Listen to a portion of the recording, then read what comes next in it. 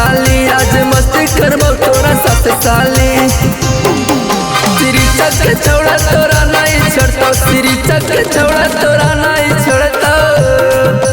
रोही में साली जिगर दौड़ाइबो, रोही में साली जिगर दौड़ाइबो। जंगल पर साली जी साथे नचैबो, पर साली जी साथे नचैबो।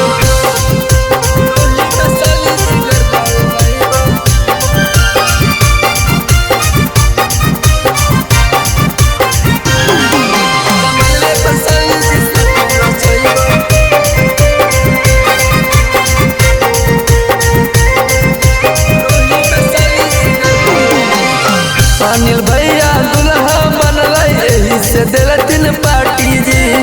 ज्यादा जादी बोला मेरी साली तो करबाओ जय राती जी। अनिल भैया दुल्हा बनल यही से दिलथिन पार्टी जी।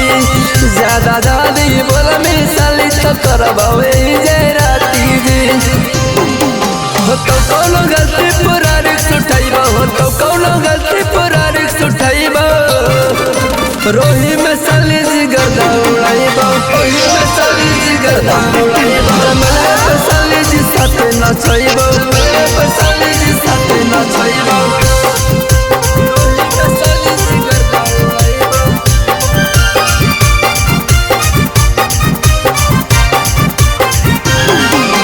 जंगल पर साली जी साथे नचैबो।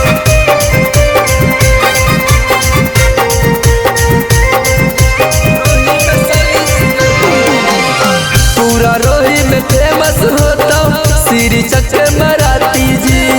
जदि कोई आके देखे तो मरवा गोली छाती जी, मरवा गोली छाती जी। पूरा रोही में फेमस होता सिरी चक्के मराती जी। जदि कोई आके देखे तो मरवा गोली छाती जी। अजी अनिल विकी साथ सेल्फी खिंचैबो, राइटर विक्रम साथ रील बनैबो। रोही में साली जिगर दौड़ाइबो, रोही में साली जिगर दौड़ाइबो। जंगल पर साली जी साथे नचैबो, जंगल पर साली जी साथे नचैबो।